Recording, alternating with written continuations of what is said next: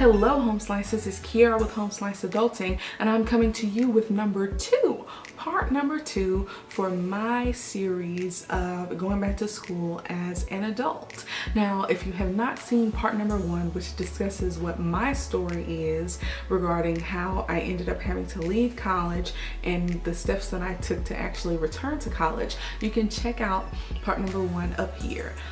It's probably going to be important because I'm going to reference a lot of things that I talked about in the story. So if you haven't seen it yet, you might want to navigate away and check it out. For those of you who have already checked out that part of the video, thank you for coming back.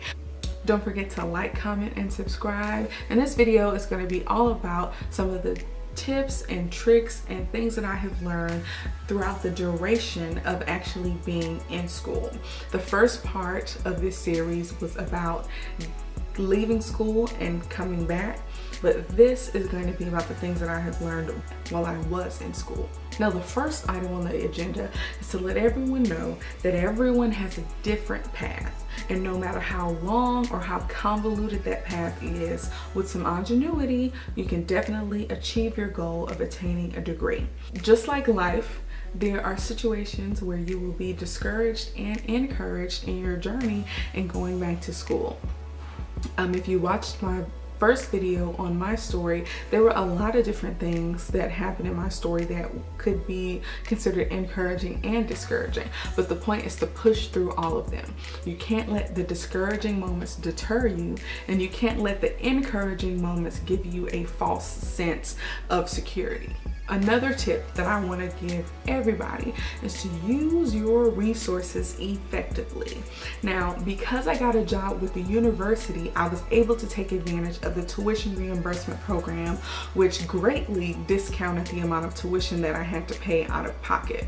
Now, because I knew about that program, all I had to do was put in a year of work at the university, and they helped to pay for, I would say, 50 to 67% of my education after I returned back to school.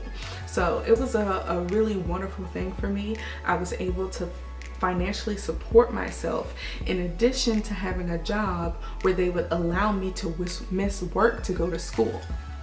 And that's one of the things that I really want to point out. If you are able to get a job at a university that offers a tuition reimbursement program, definitely take advantage of that, because not only do you get benefits and you get a pretty good salary. For me, it was a very big step up from minimum wage, but you have an employer who is willing to allow you to miss work so that you can go to school.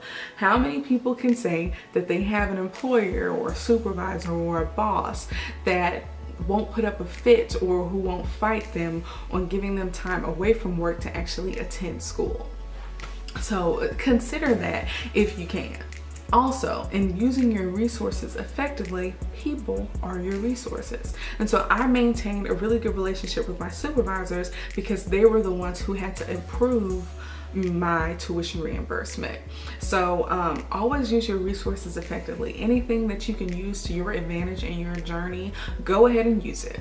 The next tip that I want to give is that tiny steps lead to your big goals. Now, like I said in my story, it took the decision that I made to move back to Baton Rouge in 2012 has helped lead to the moment in December when I graduated with my degree. All of the little decisions that you make in your journey to getting your degree all lead up to one big moment. And even though it took me a pretty long amount of time to actually get back into school and to finish, I finished. See, when you get your degree, they might just put, the date that you graduated, but they don't put the date that you started. See, a college diploma and a college degree is not like a tombstone that has a a birth date and a death date. When you get your college degree, it might just have the date of the graduation ceremony, but it doesn't say that it took you 9, 10, 11, 12 years to complete your degree. The point is, a degree is a degree is a degree when it comes to the amount of time it took you to get the degree. So don't be afraid, or don't allow the amount of time that it's going to take for you to get to your degree to deter you. Because one of the things that I realized was, because I was working full-time at the university, I was not able to go to school full-time. So essentially I could only take 2 or 3 classes at a time during each semester, which delayed me getting my degree. So the point is that every little step you take leads towards the greater goal. And that's something that you need to mentally prepare yourself for, because if you don't prepare yourself in advance for the amount of time that it's going to take, you will grow weary. All right, so this next point is something that is so important. I cannot emphasize how important it is. Okay, so this next point is to do your research. You have to do your research. You have to.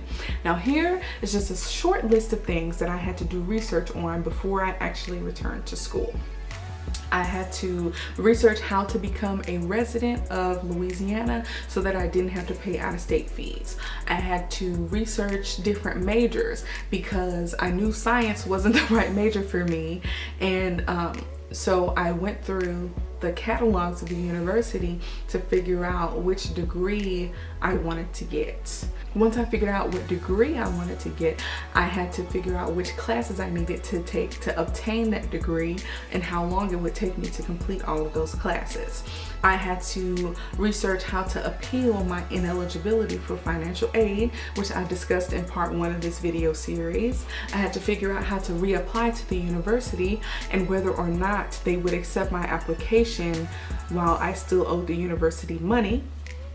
I had to figure out the limits of the tuition reimbursement program to see how many classes that the university would cover because I was an employee of the university. And then I had to plan and figure out how much money I would have to come up with out of pocket to cover the expenses that the university didn't cover. I sent emails asking all the questions to all different departments if I couldn't find the answer online.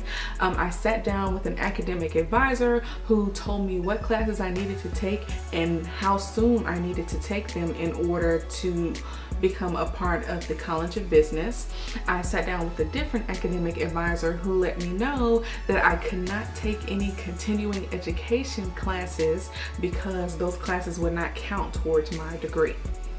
Those are just a few of the things that I had to research in order for me to be well and completely informed about the entire process of going back to school. I say all of that to say this. I was so well informed about everything that went into going back to school that there were virtually no surprises. And here's the deal. People get discouraged from going back to school because when they start, they are not aware of everything that it takes to finish. If something pops up and surprises you and catches you off guard about your journey in getting your degree, chances are that's going to deter you from finishing. For instance, if I didn't do my research when it came to the continuing education courses, there's a section at LSU that allows non-traditional students to take certain courses online. I was not aware until I talked to that academic advisor that those continuing education courses would not count towards a business degree. So had I not done my research, I might have taken one of those continuing education courses and then realized later on, after I had wasted time and money on the course, that it didn't even count towards my degree and that I would have to take the class again in a classroom setting. Now, You tell me how discouraging that would be for me to have to go through that course all over again and pay for the course all over again, just because I didn't do my research initially. Now, when you do your research and you are 100% informed on everything that you need to do, when you bug the people you need to bug with emails and phone calls, you make yourself well informed to the point where nothing will pop up and surprise you and stop you from achieving your goal. And this is why doing your research is so important. You can't just watch videos of people on YouTube saying that you have to do your research. You have to do your research if you want to go back to school and finish. And the reason that doing your research is so important is this last tip. You have to keep your momentum going. Now, anything that comes along and catches you off guard or surprises you about your journey and getting your degree could be a deterrent from you staying in school. So if you're on the right track with your school, you have to keep that momentum and push through. And here's why I say that. There are statistics that support what I am telling you right now. Now, per NBCnews.com, the National Student Clearinghouse Research Center collected data on 4.5 million non-first-time students. By that, these are people who went to college and didn't finish and who re-enrolled at least once.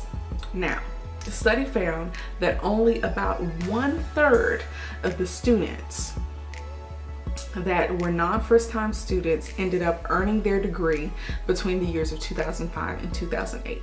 So that means if you went to school, you left, and you came back to school, there's only a 33% chance that you will actually get your degree this time around. So the odds are already against you. You are already statistically disadvantaged, and you're going to have to use every ounce of momentum and determination and discipline that you have to push through to the end to get your degree.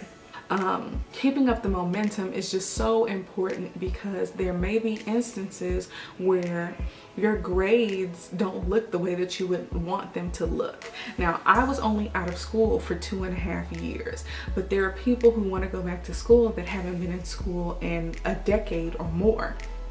So the point is that you need to build up good momentum so that you can get a good start, because if you haven't been in school for 10 years and you go back to school and you don't do well, you're going to be more inclined to quit. And so you need to use all the resources that you can to build up the momentum to actually get on the right track with your school, because one little deterrent could really stop you from accomplishing your goal.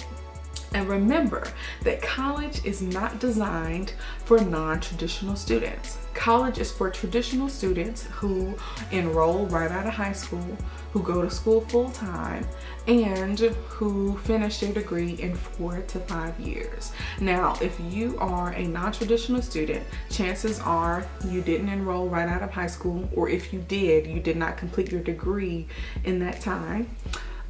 You are not going to school full-time because you have children and bills and work and other obligations, and you're probably not going to finish your degree in 4 to 5 years because you can only go to school part-time.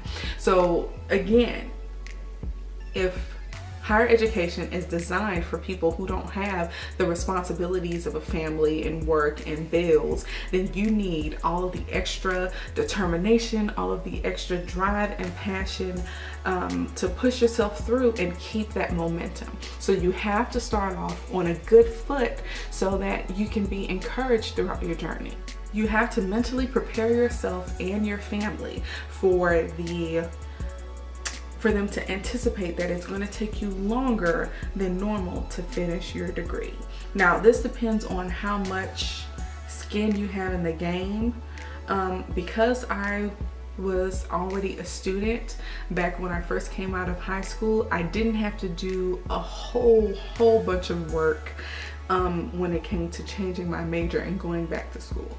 But for some people, if they've been out of school for 10 years, the credits that they've earned are not going to transfer over, and they essentially have to start all the way over. So it depends on how much education you already have and if your credits will carry over, particularly if they're old or if they come from a different university. But the point is that you need to get you and your family mentally prepared for the fact that every little step that I am going to take is going to push me forward and propel me forward to a greater step. And every ounce of momentum that I get is going to push me forward because I'm closer to my goal. And you will definitely need that, because there will be times where you're not going to be happy. There will be times where you will be a little bit discouraged about things that are going on. There will be times where you will be a little bit discouraged about your academic progress, because it's going to take you a little bit longer than you might anticipate that it will. And so in part 3 of this series, I'm going to talk a little bit more about mentally preparing yourself for the amount of time that you're going to have to stay in school to get your degree. The last tip that I'm going to give you guys is something that's more personal.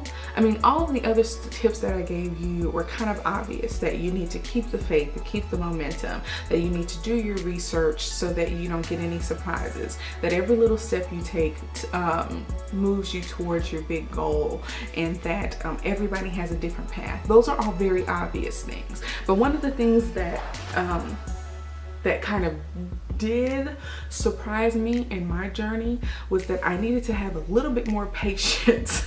And here's why. When you are taking classes at a university that is designed for traditional students, those traditional students will be your classmates. And because communication and group activities are so important to the working world, almost every class that you take is going to have some type of group presentation or group project in it. And because you are a non-traditional student, chances are the people who are in your group will be much younger than you. They won't have as many responsibilities than you. They don't have as much life experience. They don't have as much work experience. And so your patience level is going to have to be a little bit higher to deal with what these younger people feel are important. For instance, when you're trying to find time in your schedule to actually meet to discuss a project, it's going to be a little bit more difficult. So have a little bit of patience with your classmates. Alright guys, I hope all of these tips and things to think about have actually been very helpful to you. I want to give you guys the most well-rounded idea of what it was like for me to go back to school. I hope you guys have found some of these tips and these tricks very useful. I want you to really think about them if you're considering going back to school. Consider everything that it's going to take for you to get back into school, and consider what it's going to take for you to stay in school during that entire time. Because if you don't finish, which the odds say you won't, then you waste time and money, and you don't get any of the benefit of actually having a degree. So I hope all of this was really helpful to you, and I want you guys to stay tuned for part 3 of this series, which is going to discuss more of the planning stages of going back to school. So essentially part 3 is for people who have actually decided to go back to school, but who need a little bit more perspective on what it's going to take to stay there. Thank you guys for watching. Peace out, and stay tuned for part number 3.